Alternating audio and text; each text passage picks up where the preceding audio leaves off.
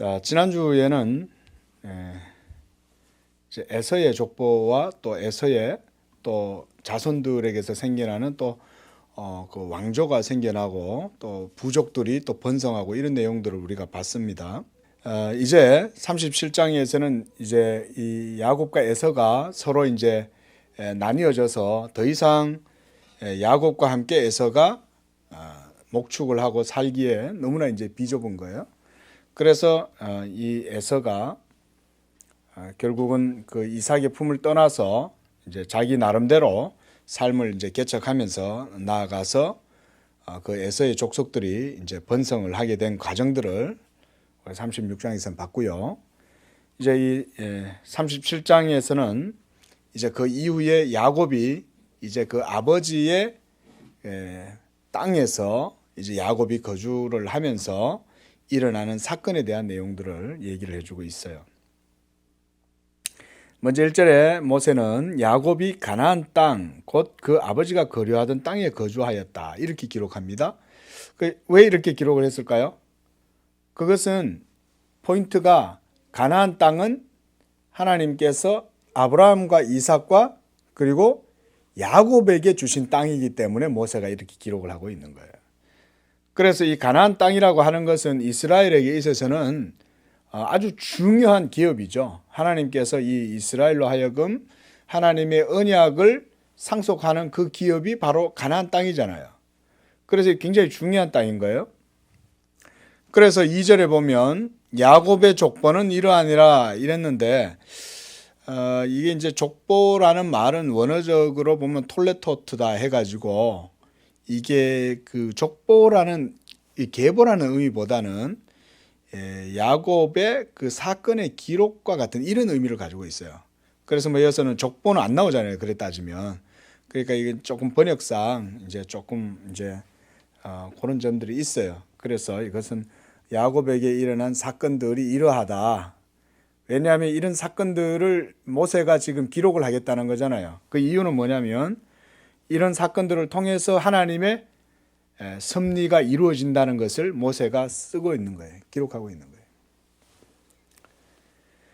자, 이렇게 야곱은 하나님의 약속대로 언약의 땅, 곧 자기 아버지가 거주하는 곳으로 돌아와서 아버지와 함께 거주하고 있다가 에서는 이제 그 가나안에서 떠나서 이제 자기들의 삶의 토지를 찾아서 이제 떠납니다.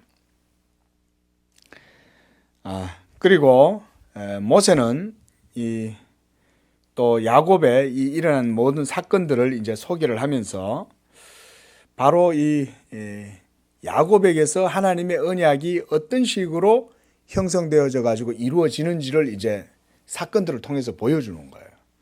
오늘 그 사건이 바로 누구겠어요? 요셉. 이 요셉을 통해서 하나님이 이루시는 그 일들을 보여주는 것입니다. 2절에 보면 요셉의 나이가 17세다. 소년이죠. 17세면 옛날 같으면 뭐 할 것도 다 하고 이럴 나이잖아요. 그죠? 그러긴 하지만은 요셉의 그 형들에 비하면 형들은 벌써 청장년이 되어 있습니다. 나이 차이가 많이 나고. 그럼에도 불구하고 야곱이 모든 이제 아들들을 데리고 살았기 때문에 바로 그 이 요셉이 그 형들과 함께 지내는 가운데에 일어나게 되는 그런 갈등의 내용들이 이제 나옵니다.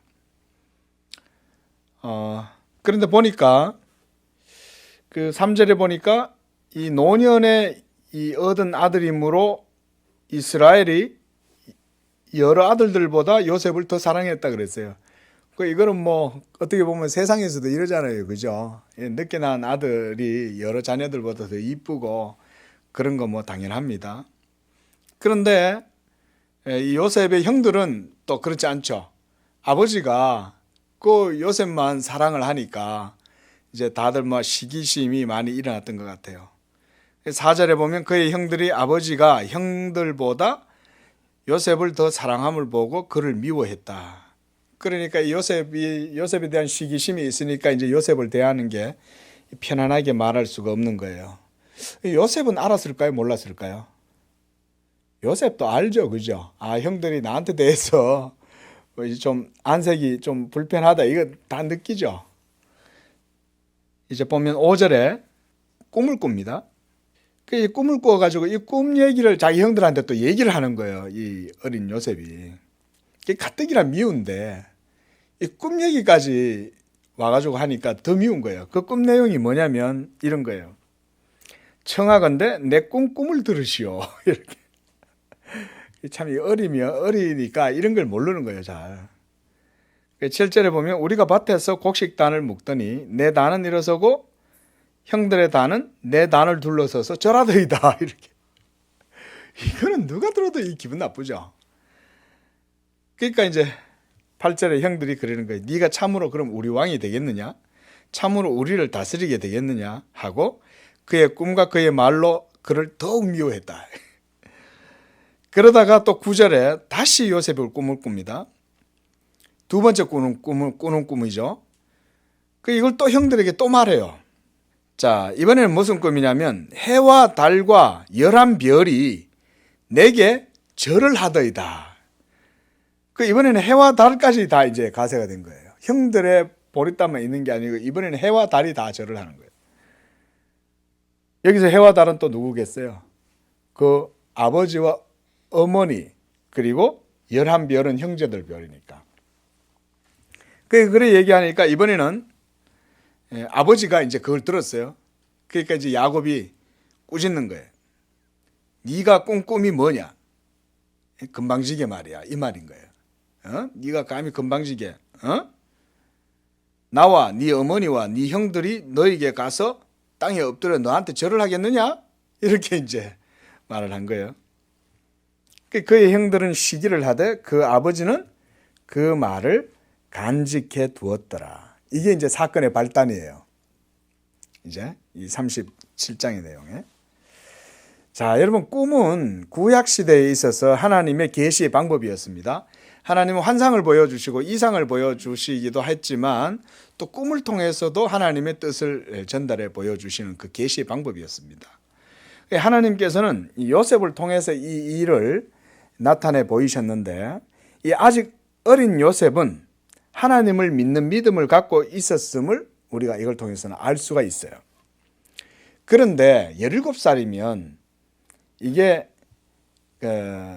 뭐 앞뒤 좌우 분간할 줄 모르죠. 일단 자기에게 주어진 대로 그냥 그대로 그냥 이렇게 여과 없이 얘기해 버리고 여과 없이 생각하고 이런 나이잖아요. 사고를 뭐 깊이 이제 사회 관계나 사람들과의 관계를 고려해 가지고 뭐 얘기의 강도를 수위를 낮추거나 이렇게는 못한단 말이죠. 그런 요셉에게 하나님께서 이 꿈을 보여주신 거죠. 그러니까 요셉은 너무 그 꿈이 자기 뇌리에 큰 자극이 됐을 거 아니에요. 하나님이 보여주신 꿈은 또 이게 뇌리에 아주 강렬하게 남는 거예요. 그러니까 그가 이제 형들에게 말하는데 이걸 말을 하고 싶어서 요셉이 그냥 안달이 난 거예요. 왜냐하면 자기가 꾼 꿈이 너무 분명한 거예요. 그러니까 거기 보면 6절에 보면은 청하건대 내가 꾼 꿈을 들으시오. 이 뭔 말이에요? 형 제발 형들 내 꿈 좀 들어줘 이 말인 거죠. 그만큼 요셉은 지금 자기 꿈 얘기가 하고 싶었던 거예요. 이 뭔가 아주 특별한 꿈을 꾼 것 같은데 형들 내 꿈 좀 들어줘 이 말이죠. 청하건대. 청하기 뭘 청해. 형들은 지금 기분이 나빠가지고 어쨌든지 저놈의 자식 좀 왕따시켜버리고 안 봤으면 좋겠는데 꿈까지 이제 자기들이 요셉한테 막 절을 하는 꿈을 꿨다고 그러니까 얼마나 이제 기분이 나쁘겠어요. 이렇게 요셉이 두 번째로 꿈을 꾸게 된 거는 결국은 이 꿈이 예사롭지 않다는 얘기죠. 한 번 꾸고 말면 그만이지만 두 번 꿀 때는 이유가 있는 거라는 거죠. 그리고 그 내용도 보면 비슷하잖아요. 자신에게 가족들이 모두 절하는 꿈 이런 걸 꾸는 거죠. 자, 여러분 모세가 이렇게 이 37장에서 요셉을 언급하는 이유는요. 이 하나님의 언약 때문에 그래요. 아브라함아 너의 자손이 이방의 객이 되어 400년 동안 그들의 종살이를 할 것이고 그들은 너의 자손들을 괴롭히게 될 것이다. 이 얘기를 했는데 여러분 이것이 하나님의 섭리를 이루는 지금 그 과정에 있는 거예요. 이렇게 해가지고 요셉이 애굽으로 팔려가잖아요. 그죠? 그리고 그곳에서 이제 요셉이 결국은 우여곡절 끝에 애굽의 국무총리가 되는 거예요. 그 국무총리가 돼가지고 결국은 야곱이 자기 가족들을 다 데리고 그 가뭄을 피해가지고, 대가뭄이죠. 엄청난 가뭄을 피해가지고 이제 애굽으로 내려가잖아요. 70인이. 그렇게 내려가가지고 그곳에서 이제 400년 동안 살잖아요. 하나님께서 이렇게 이제 인도를 하신 거죠. 여러분, 그 하나님께서는 항상 보면 하나님의 역사는 놀랍고 비상한 방식으로 하나님께서 모든 사역들을 이루십니다. 하나님의 행하시는 모든 일은 우리 인간의 이성이나 인간의 논리로 보면 이해가 안 되는 거예요. 왜냐하면 우리는 지금 당장 요 눈앞에 있는 요것만 보고 판단할 수밖에 없잖아요. 그죠? 오늘 이루어진 그 일 하나만 놓고 보니까 기분이 나쁘고 기분이 좋고 막 이렇게 판단하지만, 지금 비록 나쁜 일이 일어난 것 같아도 이 나쁜 일이 하나님의 섭리와 경륜의 큰 드라마에서 보면 어때요? 이게 결국은 하나님의 선을 이루는 하나의 방법이기도 하고 섭리이기도 한 거죠. 하나님은 그렇게 일을 하세요. 또 하나는 뭐냐면, 하나님께서 이 자기의 일을 이루시는 이 과정이 결코 아름답고 화려하고 멋들어진 상황 속에서 이루어지는 건 아니었다는 거예요. 아주 어글리하고 테러블한 그런 곤란한 상황 속에, 갈등이 일어나는 상황 속에서 하나님의 일이 이루어진다는 것을 보여줍니다. 특별히 무엇에 관한 일이냐? 교회를 세우는 일에 관해서 그렇다는 거예요. 하나님의 역사는 우리 사람들이 흔히 생각할 때는 하나님이 어떤 일을 한다면 영화롭거나 영광스럽거나 뭔가 아름답거나 화려하거나 뭐 이런 뭔가 로맨틱한 상황 속에, 낭만적인 상황 속에서 어떤 일들이 이루어질 것처럼 생각을 할 때가 있잖아요. 그렇죠? 하나님은 좀 그렇게 하시지 않을까? 그러나 그건 우리 생각이라는 거죠. 하나님은 실제로 뭐냐면 사망과 고통과 무덤과 이런 것을 통해서 하나님께서 자기의 일을 이루신다는 것을 이 37장을 통해서 우리가 볼 수가 있어요. 하나님께서 장차 일어나게 될 대환란과 대가뭄에서 교회를 지키시고 보호하기 위해서 지금 어떻게 하시는 거예요? 요셉을 먼저 애굽으로 보내시는 거예요. 지금 그 과정인 거예요. 앞으로 어떤 일이 일어나게 되는지를 모르는 거예요. 그리고 큰 드라마로 보면 결국은 이것은 창세기 우리가 방금 읽었던 이 15장 13절에서 보았듯이 하나님의 섭리와 경륜이 있는 거죠. 이미 하나님께서 아브라함에게 약속하신 거잖아요. 네 자손이 장차 이방의 객이 되어 400년 동안 그들을 섬기겠고 그들은 네 자손들을 괴롭히게 될 거다. 그러면서 4대 만에 너의 자손들이 다시 또 이 땅으로 돌아오게 될 것이다. 뭐 이렇게까지 하나님께서 미리 다 얘기해 주신 거죠.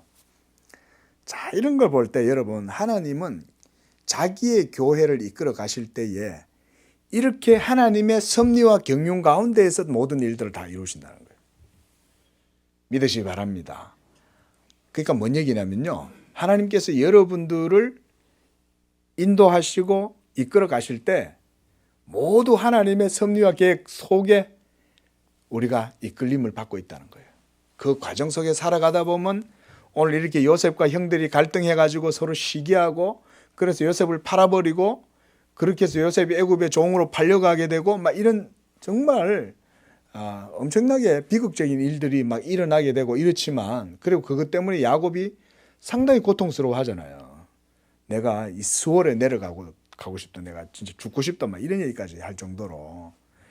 그러나 결국은 이것이 하나님의 섭리를 이루는 일들이었다. 그리고 그것이 바로 하나님께서 자기의 교회를 지키시고 이루시는 방법이었다는 거예요. 자, 우리가 뭐 이제 출애굽기는 아직 안 봤지만 하나님께서 이 이스라엘 백성들로 하여금 애굽으로 이제 좀 있으면 내려가게 하시는 거죠. 그럼 내려가면 그곳에서 400년 동안 이제 있을 거 아니에요. 400년 동안 이 이스라엘 백성들이 애굽의 곡창지에서 종살이를 하면서 먹고 사는 거예요. 말하자면 하나님께서 자기 교회를 이 모종을 심어가지고 그것에 이제 배양을 시키는 거예요. 그렇게 해서 거기에서 자라나게 해서 다 자란 이 모종을 이제 가나안 땅에다가 심으시는 거예요. 그 과정들을 하나님께서 이렇게 이끌어 나가신다는 것입니다. 바로 요셉이라고 하는 인물을 통해서.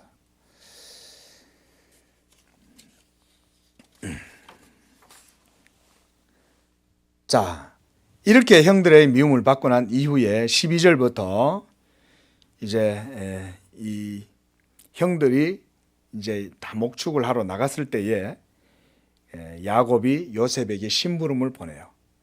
너 가서 네 형들이 목축 잘하고 있나 한번 보고 와. 이렇게 심부름 보냈어요. 그래서 13절에 내가 그리하겠나이다. 이러면서 또 요셉이 굉장히 순종적이에요. 그렇게 해서 자기 아버지의 심부름을 갑니다. 그러면서 14절에 이제 세겜에 갔는데 보니까 없는 거예요. 형들이 여기 헤브론 골짜기로 가서 세겜에 갔는데 여기에 보통 있는데 왜 없지? 이러면서 막 찾고 있었겠죠. 그 광야에서 이쪽으로 갔다가 저쪽으로 갔다가. 그래서 이제 보면 그것은 방황하는지라 이렇게 해놨는데요. 그 어떤 사람이 이제 방황하는 요셉을 보고 그렇게 물은 거예요. 야, 너 뭐 찾냐? 이런. 우리 형들을 찾습니다. 그 사람들이 어디로 떠났는지 혹시 아세요? 그러니까 이제 이 사람이 얘기를 해주는 거예요. 그 도단으로 갔어, 너희 형들. 그래서 이제 요셉이 다시 또 형들을 찾아서 도단이라는 곳으로 이제 갑니다. 드디어 만난 거예요. 그 이제 18절에 보니까 요셉이 그들에게 가까이 오기 전에 그들이 요셉을 멀리서 보고 알아본 거예요. 저거 요셉 아니야? 저 자식 저거 왜 왔어? 이러면서 이제 우리 그동안 저 녀석 때문에 엄청나게 기분도 나쁘고 마음이 심했는데 오늘 드디어 잘 됐다. 오늘 저 녀석 여기서 우리가 죽여버리자. 이렇게 마음을 먹은 거예요. 그러면서 서로 이제 비아냥거리는 겁니다. 19절에 보면 꿈꾸는 자가 오는도다. 자, 여기서 여러분 이 사람들은 이 꿈꾸는 자, 이거 하나님의 계시잖아요. 그렇다 따지면 이 요셉은 계시를 받았단 말이에요.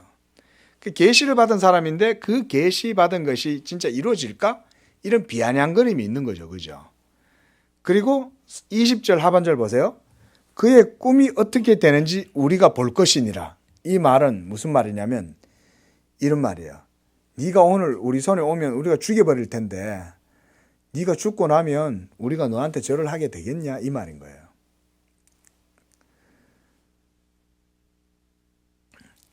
자, 이제 21절에서 루벤이 이제 이 요셉의 형들이 하는 얘기를 루벤이 이제 듣는 거예요. 형제들이 하는 얘기를.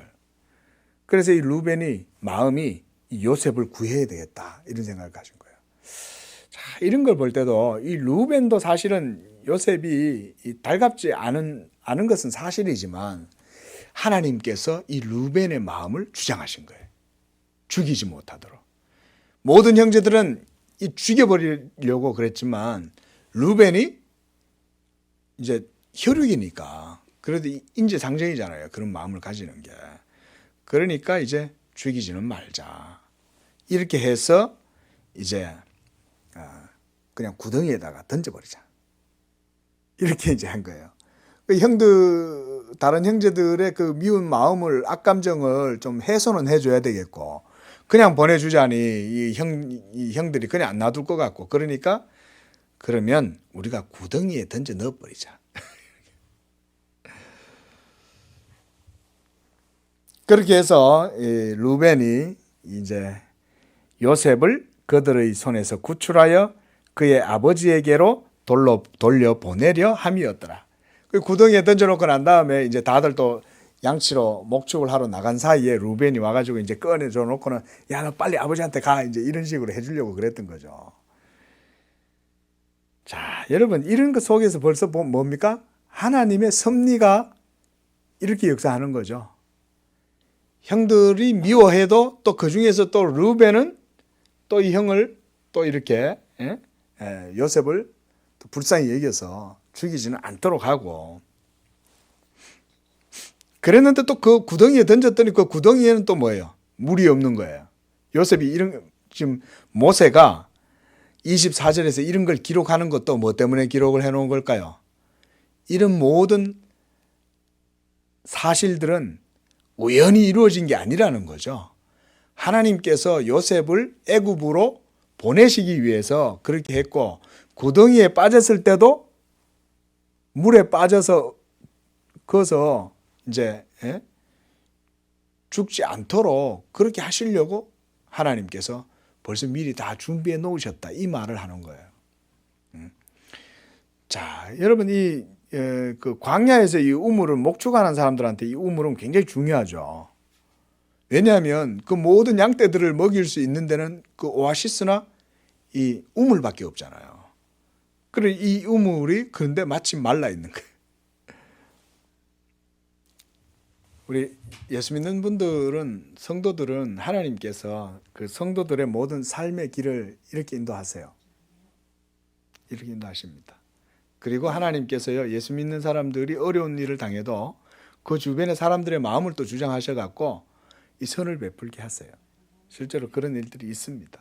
여러분들이 우리가 잘 몰라서 그렇지, 지금 이 요셉의 형들처럼 자기들이 하는 짓이 하나님의 뜻을 이루는 것인 줄을 모르고 행하지만 결국은 그것이 하나님의 일을 이루는 거죠. 하나님께서 여러분들에게 이런 은혜를 베풀어 주시는 줄로 믿습니다. 이런 은혜를 베풀어 주시는 겁니다, 하나님이.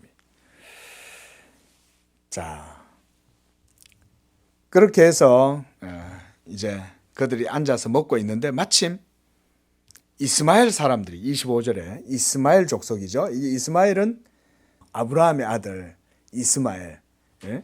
그 이스마엘 족속들이 오는 거예요. 벌써 이 세월 동안 이게 벌써 이스마엘 족속들이 엄청나게 지금 이제 번식을 한 것을 알 수가 있겠죠.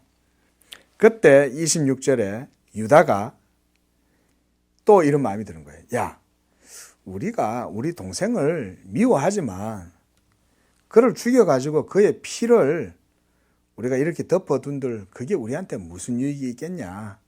그냥 저 녀석 얼굴 안 보는 걸로 우리가 족하면 되니까 우리가 저 상인들한테 노예로 팔아버리자. 고대에는 노예 사람을 갖다가 막 팔고 사고 이런 게 많았잖아요.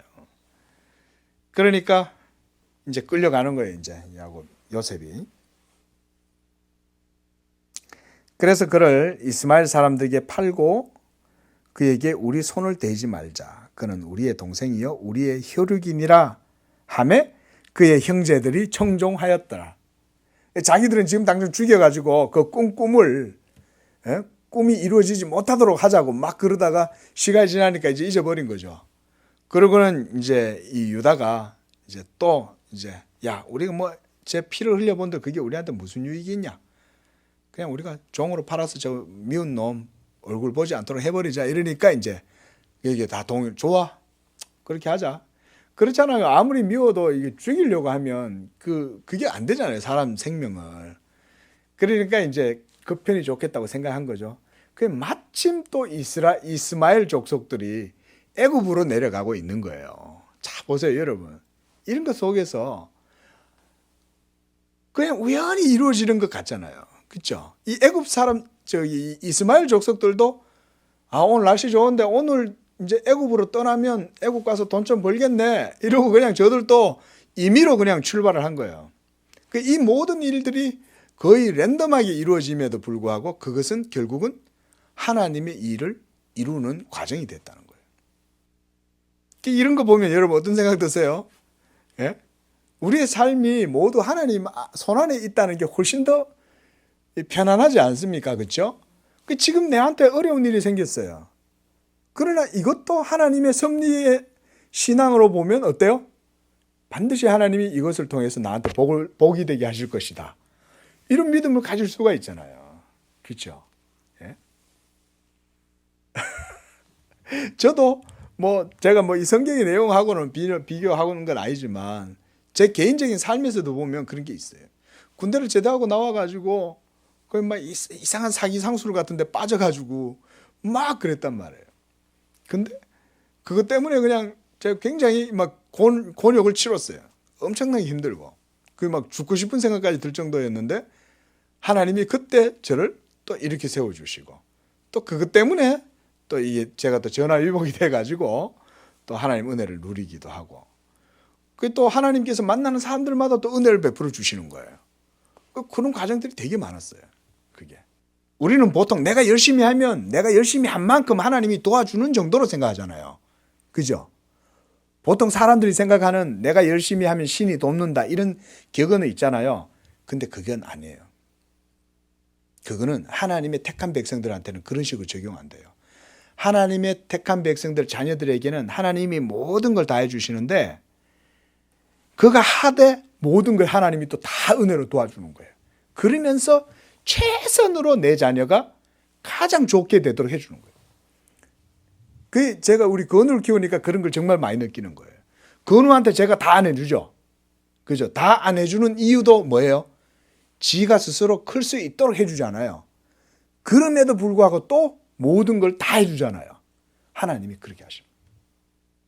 여러분 우리 예수 믿는 성도들은 하나님께서 이렇게 불꽃 같은 눈동자로 지키신다. 믿으시기 바랍니다. 이 요셉도 바로 그런 거예요. 근데 요셉에게는 어떤 게 있냐면 요셉 속에는 하나님의 말씀에 대한 믿음이 있었던 거예요. 왜냐하면 이미 계시를 받았잖아요. 여러분 계시를 받는다는 것은 뭐냐면은 꿈을 꾸더라도 꿈 속에 이미 하나님의 말씀의 의미가 그 영혼 속에 새겨집니다. 그게 이제 계시를 받는 그 사람의 마음의 상태예요. 정서. 이 계시를 받은 마음은 그 지식으로 인해서 항상 하나님께 대한 믿음이 서 있습니다.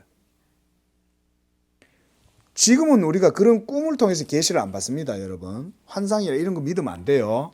꿈 같은 것도 믿으면 안 됩니다. 하나님의 기록된 말씀이 이제는 우리에게 현실적으로 주어져 있기 때문에 이 기록된 말씀을 여러분들이 읽고 이것을 경외함으로 묵상하고 이걸 붙들고 기도하고 그러면 이 말씀이 요셉이 계시를 통해서 뇌리에 하나님의 말씀이 새겨진 것만큼 더 확실하게 이 기록된 말씀이 여러분 영혼에 계시의 말씀으로 새겨지는 거예요. 지금은 그런 시대예요. 이때는 요셉 때는 구약 때고 아직은 성경이 없을 때잖아요. 그러나 지금은 계시가 종결되고 모든 계시가 예수 그리스도로 말미암아 성취가 되어 있기 때문에 기록된 말씀이 곧 우리에게 계시의 말씀입니다. 네. 자, 이렇게 해서 28절에 요셉의 형들이 그를 구덩이에서 끌어올리고 은 20에 이스마엘 사람들에게 팔아서 상인들이 요셉을 애굽으로 데려갔어요.